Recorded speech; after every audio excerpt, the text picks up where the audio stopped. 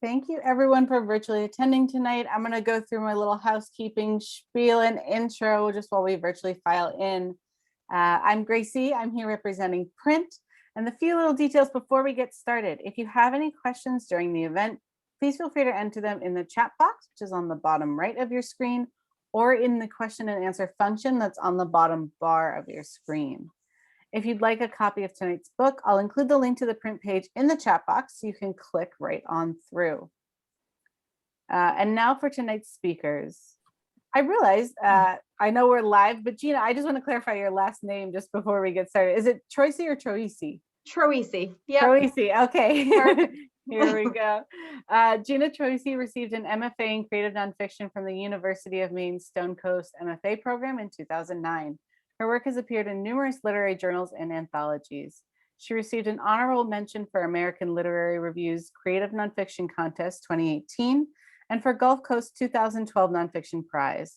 She served as writer-in-residence 2012 at Randolph College in Lynchburg, Virginia. Melanie Brooks is a writer, teacher, and mother living in Nashua, New Hampshire. She received her MFA in creative nonfiction from the University of Southern Maine Stone Coast MFA program as well.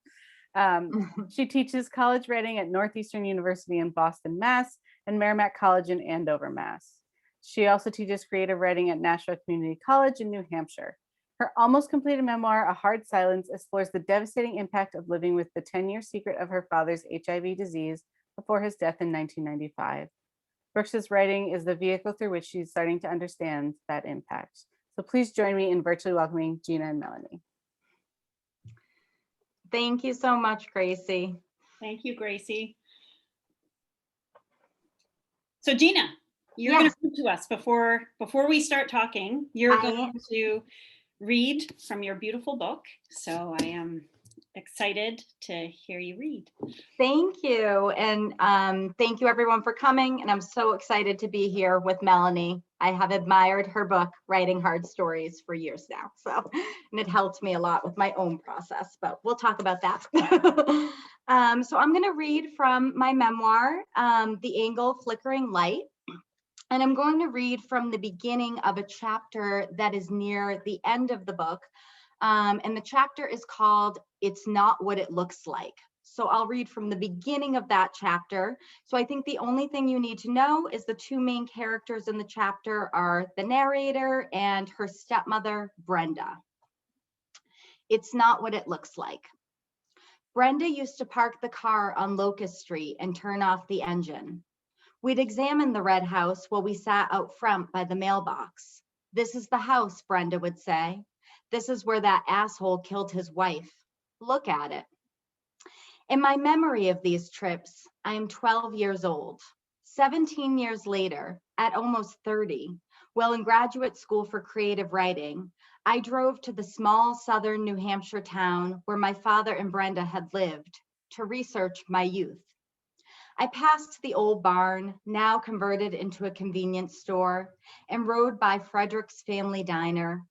I veered off the main road, remembering, without a doubt, the sharp left onto Locust Street, even though I never actually lived in this town. The ranch-style house wasn't painted red any longer. Aluminum siding concealed it. The new owners chose a brownish yellow color, the color of khaki pants.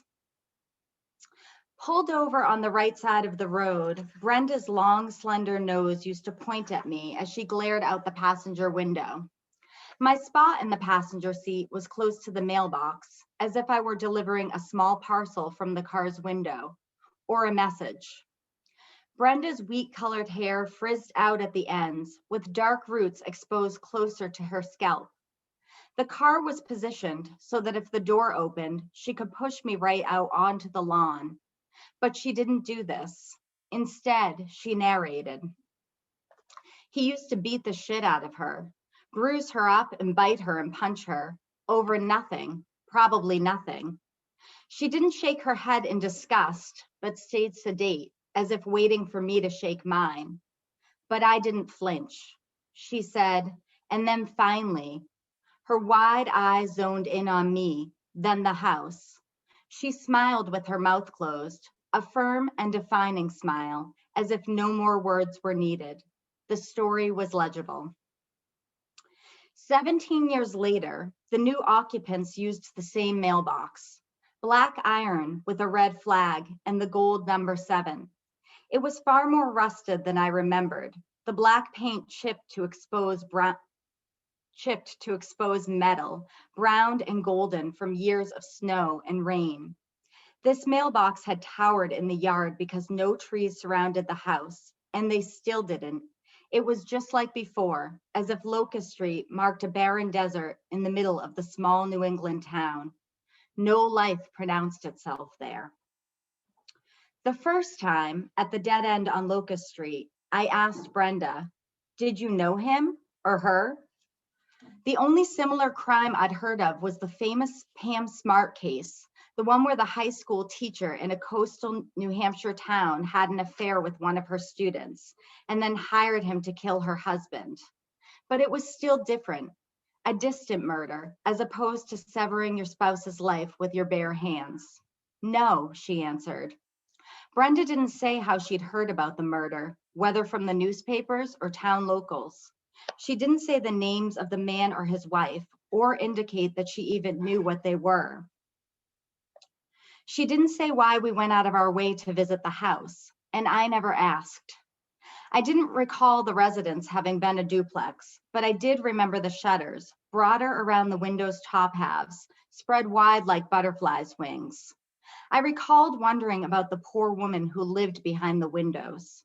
I pictured her sweeping up dirt on the kitchen floor while her husband, with a red, wind-burned face and scaly knuckles, pointed his finger and hollered, his words flying with drops of spit. I sometimes envisioned her alone, secretly wanting to hit him over the head with the broomstick. And other times I saw her with a baby she was trying to protect from him, the murderer. In my thoughts, he turned the stove's burners up high and held her fingertips there to scorch them. In my thoughts, she screamed. "How did he kill her?" I asked. "Did he shoot her?" "No, the asshole just bruised her up the way he always did, but this time it went too far and she died. Maybe he pounded her face in and damaged her brain or something. Think about it." I didn't want to think about it, but I couldn't help seeing the woman's face as a resemblance of John Hertz's in The Elephant Man, seeing her flat on the floor with pieces of brain oozing out her forehead. I was sorry I'd asked. I was only attempting to fill in the silence, but each time she responded, my skin grew warm to the touch, as if my blood were simmering. Our voices could not deter me from Brenda's wild and focused eyes, pinballs darting back and forth between the house and me. The house was not situated in a neighborhood one would just drive by. It was at the end of the road, but there was no cul-de-sac, no turnaround, a dead end. The pavement just stopped there. You had to go out of your way to get to it.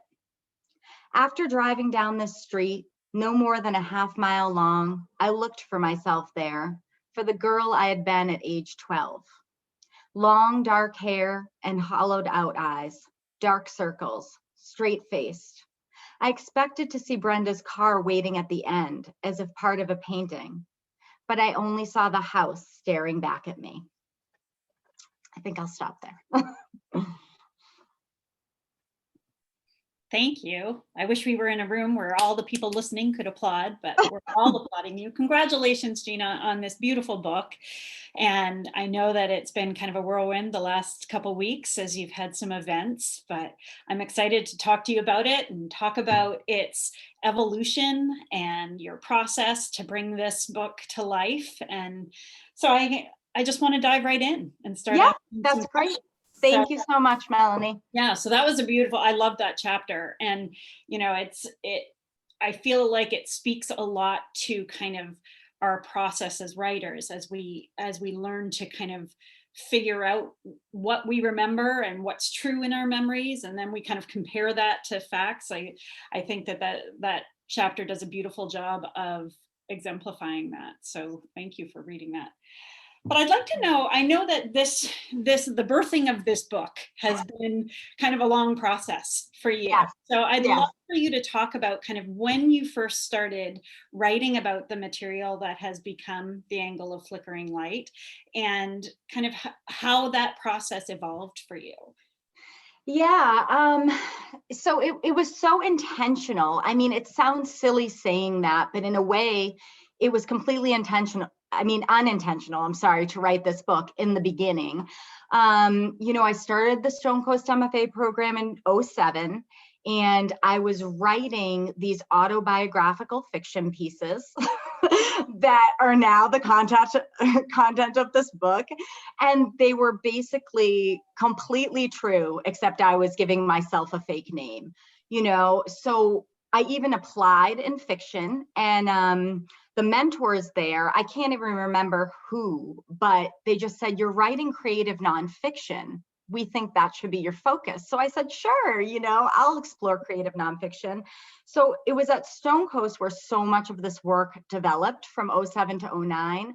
But I was really writing most of this work as standalone essays. I really still wasn't thinking of it as a book.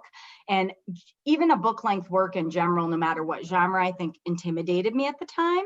So I was just focusing on personal essays. But what happened is there were so many recurring themes, subjects, characters, that it just became clearer and clearer that this was going to be a book. So yeah, it was a really long process. I probably first started sending the book out for publication in 2012 as a collection of essays. So in a totally different version as what you see here, with a narrative through line in a more memoir-like fashion. So it's been a process. Yeah, absolutely. And so I want to talk a little bit, first of all, just because, as you know from reading Writing Hard Stories, so many of the memoirs I've talked about kind of began in that same place as you did, which is starting with fiction, right? Beginning kind of as fiction. And in some cases, it was because they weren't really familiar with memoir. In other cases, it was more, it felt easier to kind of tackle the material by fictionalizing it and not having to kind of claim ownership of it. What do you think kind of the motive was for you initially? I think it was a little bit of both.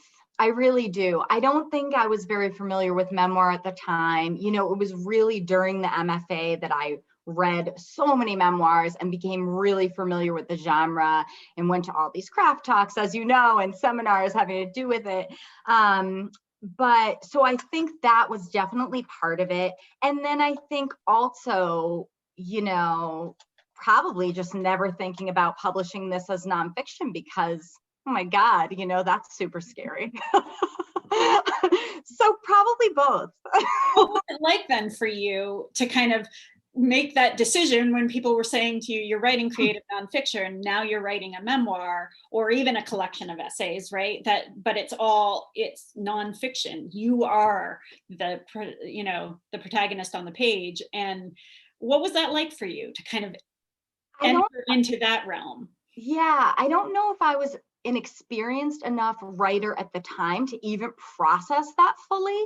And then, as many of us know, when you're at Stone Coast or you're in an MFA program, I mean, it's so wonderful. It's such a wonderful experience, we hope, right? Mine was completely wonderful, where you're surrounded by all these people who are doing such a similar thing. And there's so much support in many ways about telling your stories. And everybody's kind of, in the same boat of just creating. And it's just magical. So I think that I still wasn't even really fully processing that this would be out in the world until later. But I think one benefit of having the book take a while to get published is that because I did publish the standalone essays, it got the work out there in little increments. So I kind of got used to putting the work out there. It did, of course, feel different now that it's a book. Absolutely. But it sort of warmed me up for that, for people reading it. That gave you a chance to kind of dip your toe in and, put an essay out there, and maybe not everybody would read it, and, kind of get that feel. Yeah, I definitely, I feel like I've done similar things, Yeah, Yeah. yeah, absolutely. They're like, no one's really going to read this. Right. Let's just put a few out there, see, feel what it's like. Did you Yeah. ever, as you were writing, whether it was, during your MFA program, whether it's when you kind of went back after sending the book out and revising, kind of putting the new version together, did you ever come to a place where you were wondering whether you should be writing this story? Did that ever cross your mind, or did it feel more like you were prepared? I think that did cross my mind for sure. And I think, part of the process, and again, because the book was kind of on its own timeline, it gave me time to think about all these things and really process them fully. I had to really think about, okay, what names and places do I want to change? What identifying factors do I want to change? But that was kind of part, I think, of what you're saying, like, should I really be writing this? And am I going to violate someone? Or is it ethical? Or those kind of questions came up, But I definitely think there came a time where it was kind of like, it would have been worse to not write it than to write it. Yeah. If that makes sense. Oh yeah, it's interesting because I have been teaching this semester at Bay Path University, and actually a group of my students are among those in the audience tonight. And I know that that's something that we've been talking a lot about, that feeling of like, it feels like we're pulling at really kind of deep material, but it also feels like we're very pulled to write it. Did you find that kind of as you started addressing more of this material, that it kind of pulled at you more? Did you? Yeah, actually, a good friend said something to me the other day. She articulated it so well, because I'm thinking, I've been working on this book and for all these years, and I finally put it out there. And she said, do you feel like, and she's not a writer, she's just a very intuitive person, and she's a big reader. And she said, but don't you feel like this isn't the book you wanted to write, but it's the book you wrote? She said it more eloquently. But I said, yeah, that's exactly it. It's not that I set out and intended to write this. And I think that can happen even in fiction. You hear writers say that all the time, right? You have these obsessions about certain subjects and themes, and they show up again no matter what genre. So there's that beautiful Charles Simic quote that is, it's something, I never get it right, but it's circling obsessive images, that he's on kind of this continuous journey of circling these obsessive images. And I feel like that's what it is for the memoirists. We kind of keep coming back to these moments, these memories. Yes. Yeah. And at one time I put this book aside for 5 years, but I still knew I wasn't abandoning it. I just was kind of letting it do its thing and figured it will happen. I knew it would happen at its own timeline, as discouraging as it sometimes was. Did you put it aside at that point because you weren't finding a publisher for it, or did you put it aside because you needed a break from the material? Yeah, a little bit of both. I had an editor of a small press who was interested in the book in 2012, maybe 2013. And he wanted me to restructure the book. This is back when it was a collection of essays, into more of a memoir with a narrative through line. And he had some very prescriptive advice.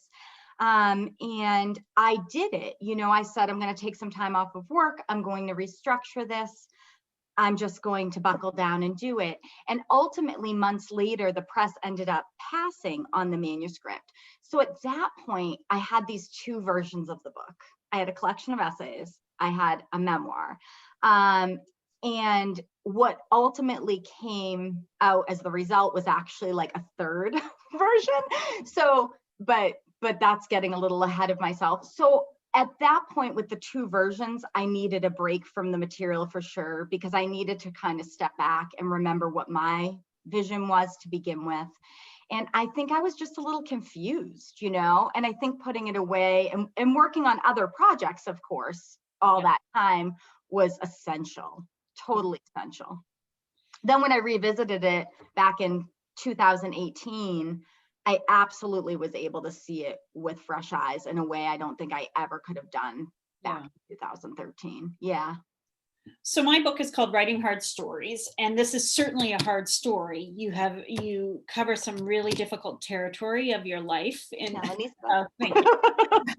you. You cover some really difficult territory. You navigate us. You kind of take your reader on this journey through a childhood that was defined by trauma and family dysfunction, difficult relationships with your father and your stepmother, abusive.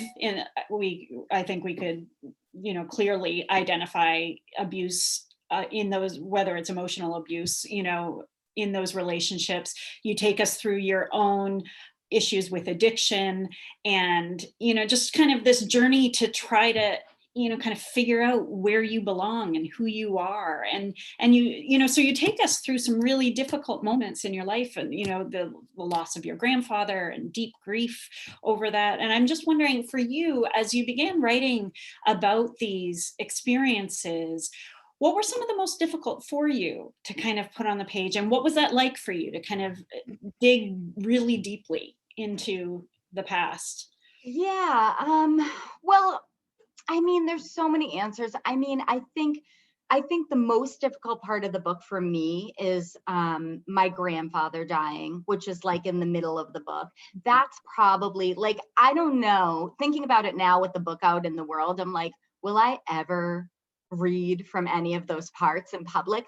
Maybe not, so I think that's probably the most difficult time. Definitely when I've been editing and stuff, that's the most difficult part. So it kind of depends on the part, because there's some of this stuff that really I've been exploring on the page since I was like a kid, like elementary school in some ways, like not obviously in the same way, right? But in journals and that sort of thing, and processing.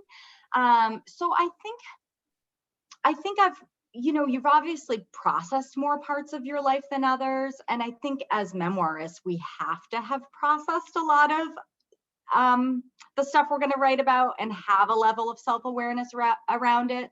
But I think that's probably the hardest for me, is that loss. Yeah.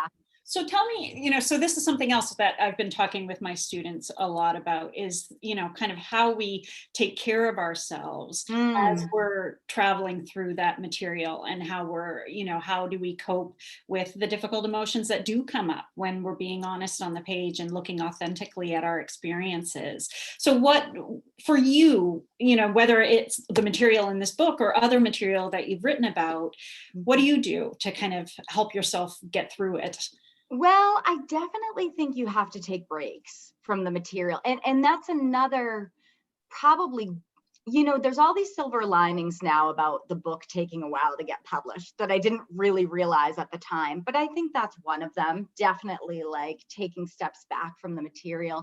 And I remember at Stone Coast, Richard Hoffman, who I'm sure a lot of people here know, used to call that going down into the well. You have to be careful about getting pulled down into the well, and you have to practice that self-care. So I remember that really specifically from Stone Coast. I mean, I'm a big proponent of self-care anyway, like sleep, nutrition, exercise. So, I mean, I'm pretty mindful about that as much as I can be. But I think, you do hear about some memoirs, like I feel like Richard Hoffman, speaking of, said that his took him like 16 years to write or something. Maybe, of course, he was working on other things in between, but there might be a reason for that, right? For a lot of us. So, yeah. So when you were writing, did you share much of your process with your family, with friend? I know you had your workshops through Stone Coast, but even beyond Stone Coast, did you share a lot of that with either the people who are involved in your story or other people? Yeah, it kind of varies. I mean, definitely a lot of my close friends had read the standalone essays that are in the book. A lot of my students had read that material. My immediate family, which is, present day immediate family is really like my mom, my stepfather, my two sisters.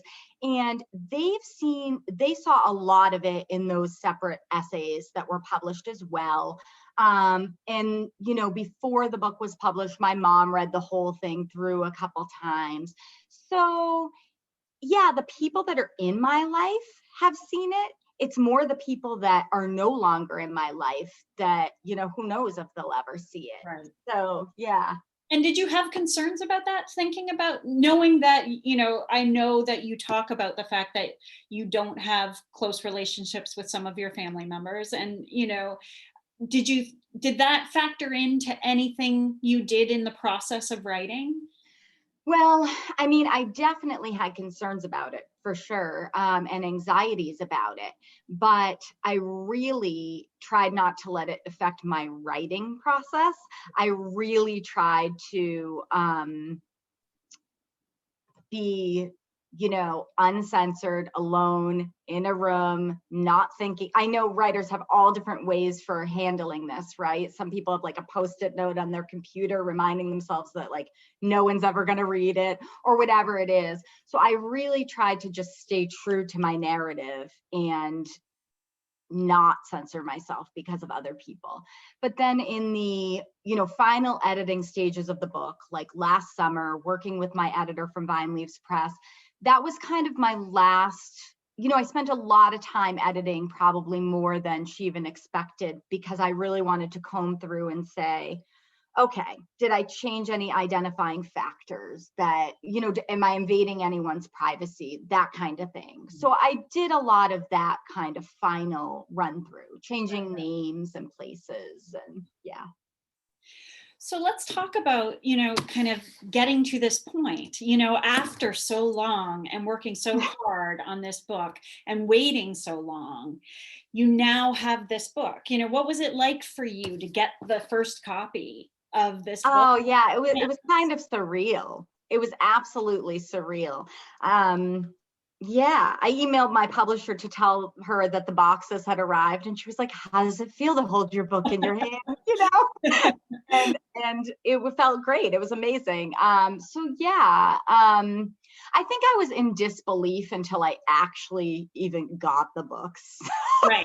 Well, I think, you know, we know as writers that that road to publication is kind of, you know, it's kind of purgatory in many ways, right? Like it has its kind of like these highs and lows and everything in between. And so I can imagine that there's probably even like right up until the moment until you have the book in your hand that like, is it really happening? You know? Yeah. And when I got the story of how I got the acceptance is really cool. I was with two good friends who are on tonight from Stone Coast, and we were at AWP in Texas right before COVID hit last year, you know, and we were in our Airbnb, and it's like early in the morning, and I'm still in bed scrolling through my emails, and I'm like, oh, it's another rejection, because you know, you get like sometimes personal feedback and the rejection. So I'm scrolling through, they're saying all these nice things about my book, and I'm waiting for but we decided to, and I just on our schedule this year. Yeah. went out into the kitchen, like screaming to them, and they're like, we thought you were going to say we're stuck in Texas because of COVID, you know? So it was this really cool experience. So I think I was in disbelief for a while, you know, that this was happening. But well, that's so exciting though. I mean, for those who don't know, AWP is a huge conference that happens every year it's the Association of Writers and Publishers. And, you know, it's kind of, it can be this very overwhelming experience as new writers going, or even as, you know, kind of seasoned writers. It's just a lot of writing, a lot of literary people around. So, but what a great atmosphere for you to be able to kind of be like, hey, it couldn't have happened any more perfectly, yeah, than with people that I've been exchanging work with and right? sharing this writing life with for years. Yeah. Absolutely. Yeah. So your book has been out for a couple of weeks, right? So, yeah. And so let's talk a little bit about kind of now what it's like getting response to this story that for so long has been yours, that you've held, that you've known, you've written, but now you have readers who are reading it and responding to it. What have those responses been like for you? I mean, they're really better than I would have expected, which is great, you know, because you don't know how people are going to react to your work, no matter what it is and what genre. And I think, as we talked about, some of the fear of putting nonfiction out into the world, it can almost inhibit you, you know.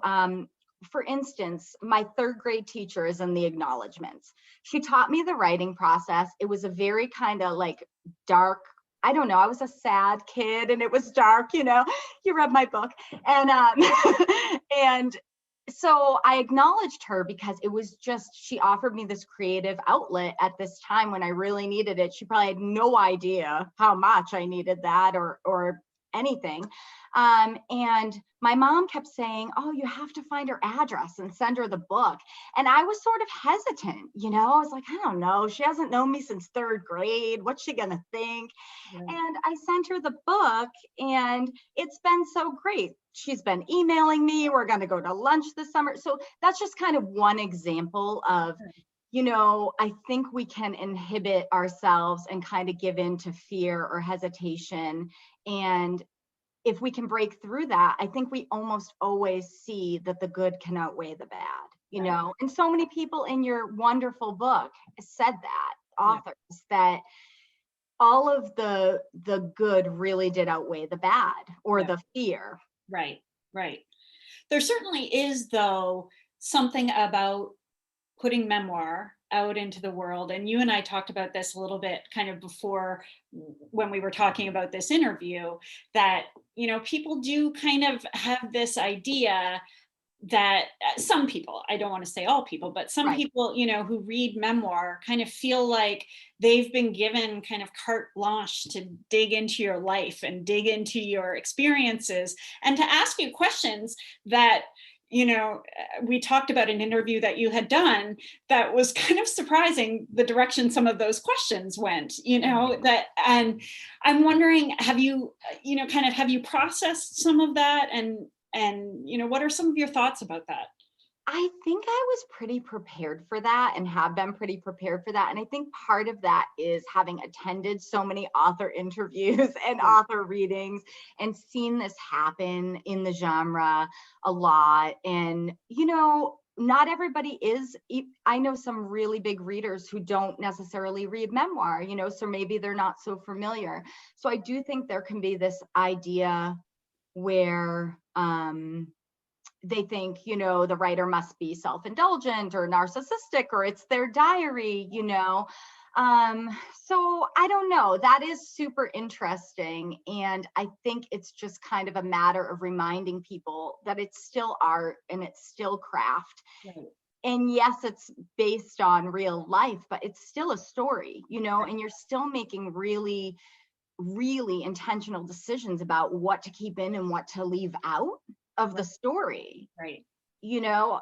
Yeah, which is so, I think that was kind of what we talked about a little bit, was this interviewer seemed to kind of wanting to be pushing past the material that you had written to find out kind of more salacious details about further aspects of your life. And it kind of, you know, I don't know that would necessarily, you know, I don't know that we would do that with a fiction writer and say, you know, well, you've written this story about abuse, tell me about your abuse, or you, right? Like, I don't know that we would necessarily do that, but it seemed like, it felt like, you know, you had given, I think that interviewer felt that you had given them permission, in a sense, to kind of dig deeper into your life. And I thought you handled it really well to kind of, you know, but it's true, you know, you are being very intentional in crafting the story as well. It's not just, I'm going to throw everything about my life out there for everybody to see. You know the story that you're trying to tell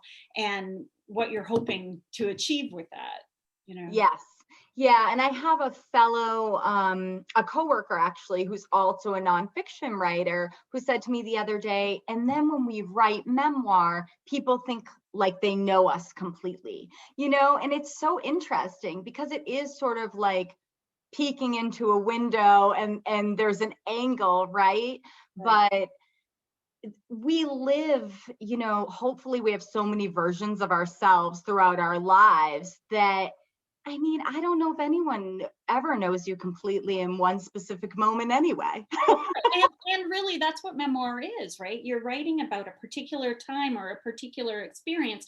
You're not writing an autobiography that covers your entire life and everything that you've been through. I remember Andre Dubus III saying in my interview with him, when he wrote Townie, it doesn't cover, most of the best years of his life, being a husband and being a father. And he said, there's nothing about that. And yet people think that they know him just having read that memoir. Yes. Yeah. It's so interesting. And then you see a lot of authors like Sue Williams Silverman, who is also in your book, who I think she has like 4 memoirs, right. So that's a good example of all these different angles. Right. And yeah, Abigail Thomas, same thing, 3 memoirs. Right. Like we have different experiences in different portions of our life that we can write about. But then I remember Abigail talking about the fact that, she got a review. I don't know if it was a New York Times review, but they called her a serial memoirist, kind of that same idea that, it's being very indulgent to write about yourself in that way, and I feel like as women memoirists, we particularly face that kind of scrutiny. And I do think, you experienced a little bit of that in that same interview that we talked about, where you were asked questions that I'm pretty sure if you were a male writer, you would not have been asked. Right? Yeah, absolutely. And I think, it sounds so bad that I'm like, well, I expect that because I've seen that done over and over. And absolutely, I've seen women get asked questions that I think men would never get asked, and words are used that maybe wouldn't be used. Yeah. I know. It's hard. It's kind of a hard place to kind of navigate, because I think it's the nature of the genre is that there's already a little bit of, we kind of get people who are doubtful of its legitimacy in some ways, although I think that there's been enough written and enough that have gotten notoriety that it should be legitimate. But I also think that as women, when we write about certain topics or when we write about in a particular way, I think that there's greater scrutiny sometimes. Yeah, I absolutely think that's true. And I feel like everything I encounter and learn about writing also kind of aligns with what I encounter and learn about life. So it's not, again, this sounds bad, but it's not that surprising to me that happens, And I don't know, this is a good question too. Are there as many male memoir writers as there are females? Yeah. Well, it's interesting because I was going to do an event with Print right at the beginning of COVID with 2 male memoirists, and we were going to talk about the fact that kind of both of their books. Actually, Tim Hilligans was one of the ones who gave a blurb for your book, but we were going to talk about kind of the idea that both of their books kind of deal with that idea of toxic masculinity. And that was one of the things we were going to discuss, kind of that there's almost an expectation in the male memoir genre, that angle is often covered, that theme seems to be repetitive. Yeah, that's really interesting. Yeah. So talk to me a little bit about what you're hoping, kind of for this book as you move forward, what, kind of how you already feel about it being out there, but also kind of where you see it taking you and, where you're headed from here. Yeah. A good friend of mine, Susan, who may be on here tonight, she said to me when I was having some fear a few months ago about putting the book into the world, she said something really, really helpful and so smart to me. And it made so much sense. And she said, I think you need to think about it, that it's not about you anymore.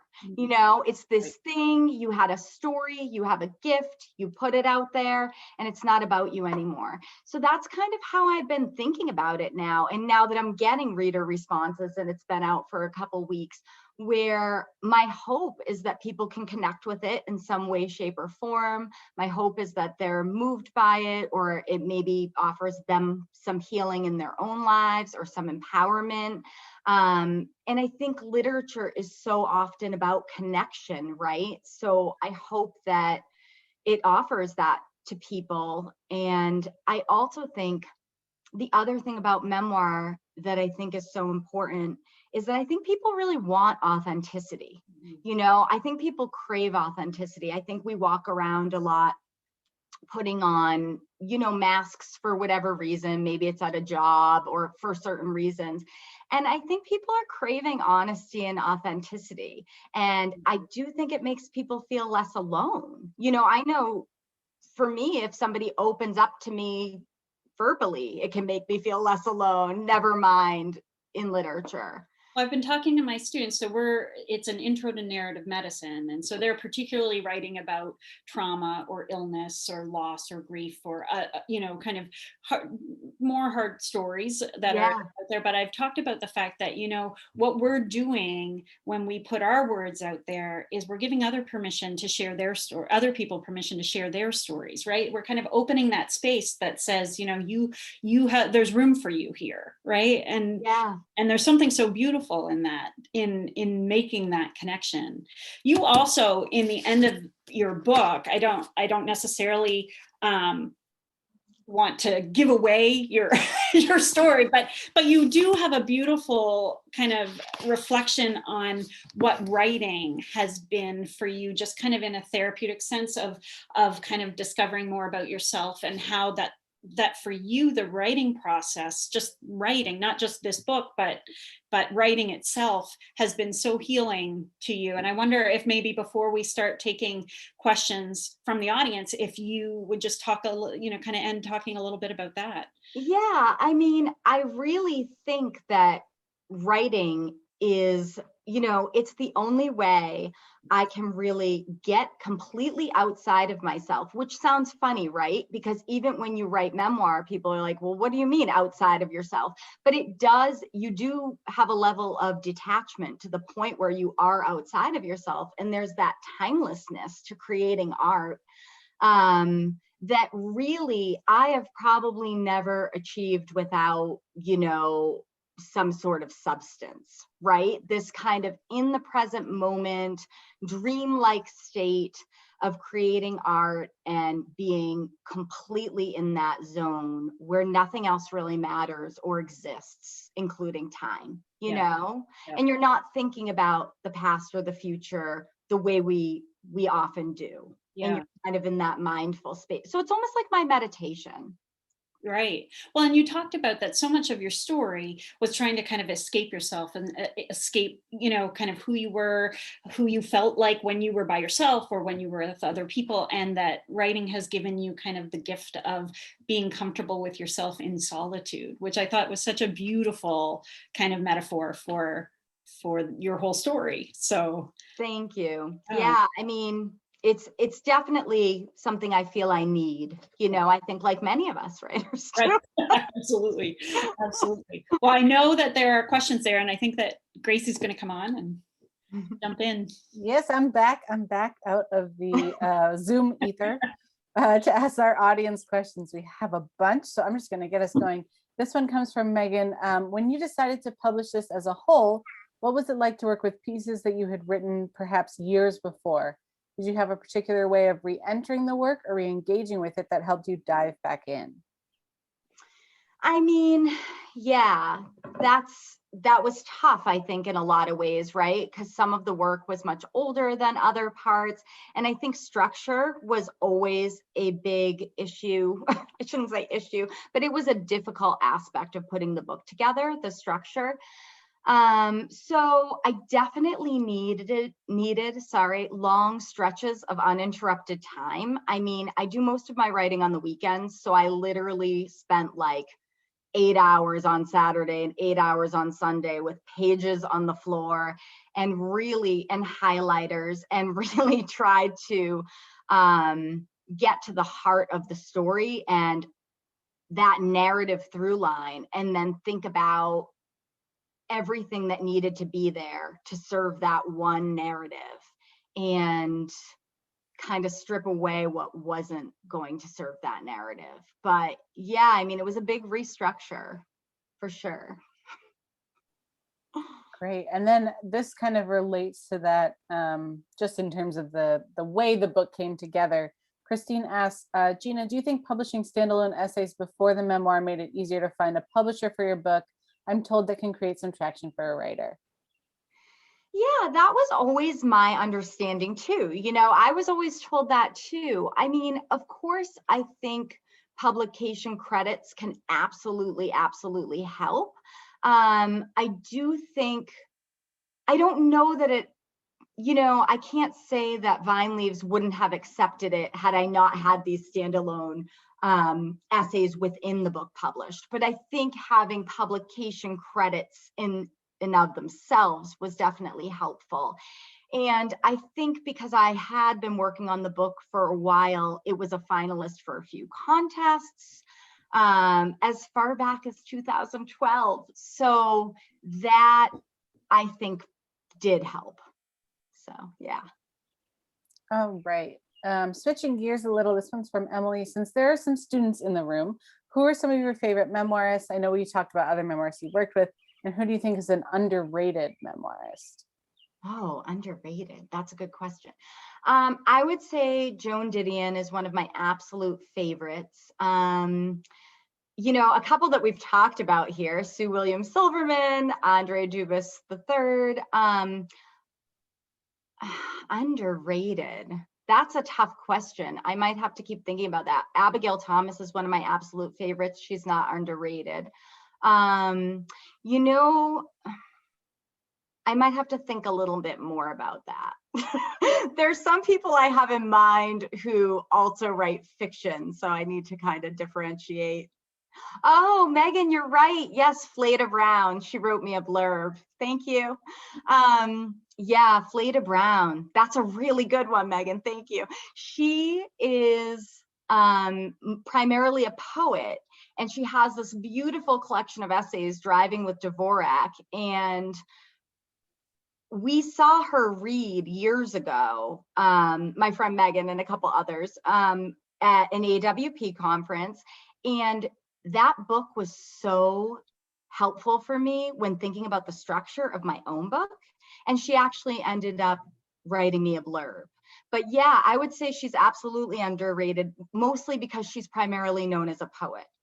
And if we're gonna go that route, I would say Baron Wormser the same, because he has this beautiful book, The Road Washes Out in the Spring, but he's such a accomplished poet and fiction writer, but primarily known as a poet. So there's a couple. I think that there are just a lot of memoirists whose books don't necessarily get full mainstream, you know, notice. But I think if you dig deep enough, there are just some beautiful, beautiful books out there. You know? Absolutely.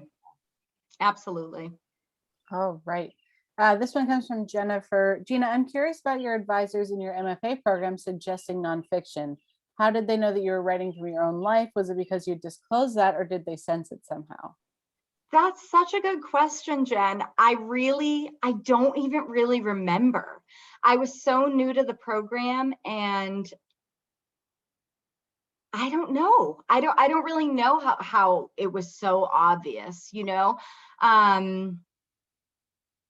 What may have happened, I may have this a little mixed up. I definitely was writing the autobiographical fiction, but I may have applied in nonfiction, but sent the autobiographical fiction, which I was just really not experienced yet as a writer, you know? So I was naming myself a different character. So that may have been how they knew. I honestly don't know. I'm sorry. That's all good. This one comes from Adrian. I'm a poet, but starting to work on a memoir. Any tips for someone dipping their toe into the genre who does not have a lot of creative nonfiction craft background in particular? Read memoirs, and read memoirs, and just as many as you can. I think it's like all the genres, and Adrian's a fabulous poet, and I think it's the same thing you did for poetry. You read widely, and I think that that's definitely the key. And I love craft books too. You know, I know some writers don't, but I think there are some beautiful craft books out there. And I know Adrian's read your book, and that's been helping her. So I'm glad. I would say the same thing, Adrian, that, you know, the more memoir you read, the more you find that there's such a vast variety of approaches in the genre too, because I think yours, Gina, is such a neat approach, because you kind of take us on these journeys through time. You know, we kind of flash forward and we flash backwards, and, you know, and it's a beautiful kind of nonlinear approach. And I think that, I know for me, when I first read Meredith Hall's memoir, Without a Map, that was the first time I had read a book like that didn't kind of follow the chrono. You know, I kind of had this expectation, like, if you're writing about yourself, you start at the beginning and you end at the end. And I didn't know that there were other ways to approach. And I think that that's one of the best things, to be able to find out that there are so many different ways to kind of enter into a story and find your way through your story. Absolutely. And what's the right structure for your particular book? Right. Absolutely. Yeah. I did a lot of that, dissecting structure. Okay, we have two more. This one's from Carolyn. Did your sisters and mother offer or contribute their ideas and opinions as you were writing? And if so, how did you receive and integrate that? Well, one of my sisters has an amazing memory. So she was super, super helpful with different things that I wasn't sure if I remembered correctly, or how did this happen, or how did that happen? And actually my mom was super helpful with that as well. So, but that's kind of over the years. But neither, you know, nobody in my immediate family was invasive in the sense of like, I want you to change this part, or, you know, even if they said this isn't how I remembered it, they didn't, you know, argue about it or insist on it being how they remembered it. They just sort of accepted my memory for the way it was. So that was great. I think you do a great job at the beginning in your author's note too, where you say, this story is written from my perspective alone. You know, like you're making it clear. This is my story. This is my memory. This is my perspective on the events, right? Yeah, absolutely. And that's one thing that Andre, I've seen him say a couple of times, is his sister or brother would have written a completely different memoir, even though they're growing up in the same house. And I mean, of course that's true. You know, we're all living from our own experience and environments. And also, you know, my sisters and I were different ages. So we were at, you know, I would be at my father's house at times when they weren't there, and vice versa. So we didn't all have the same exact experience, you know, even more so. Okay, this is our last one, which I think both of you can speak to.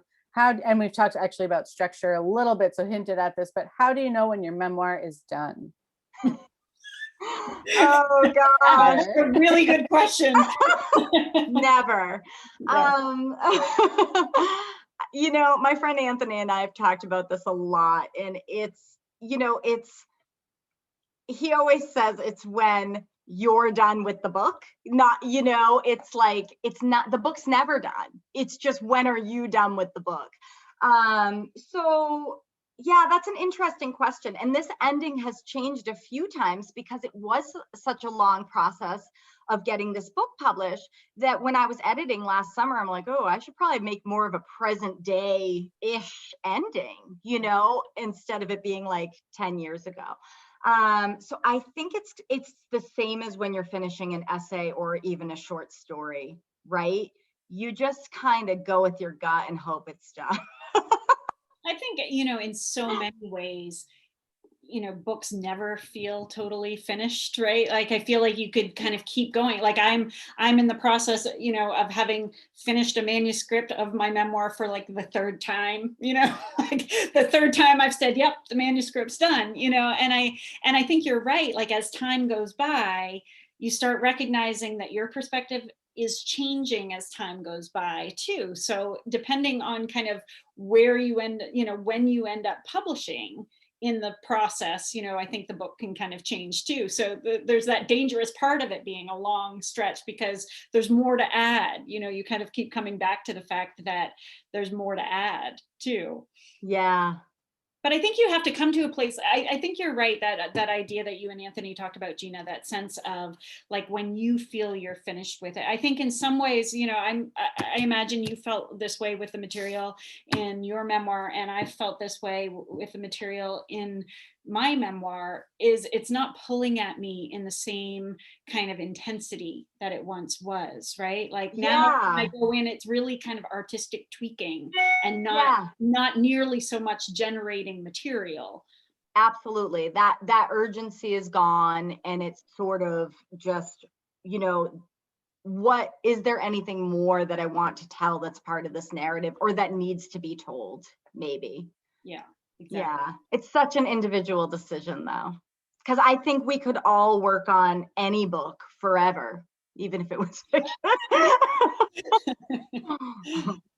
All right, well, that was our last one. Thank you both so much for this conversation tonight. It's been so great. And I included the link, click on through to print. We have plenty of copies, and thank you both again. This is fantastic. Thanks so much for having us. Yeah, thank you, Gracie, and thanks, Melanie. And thanks everyone for coming. Thank you all. Thank you, everyone. Have a great night.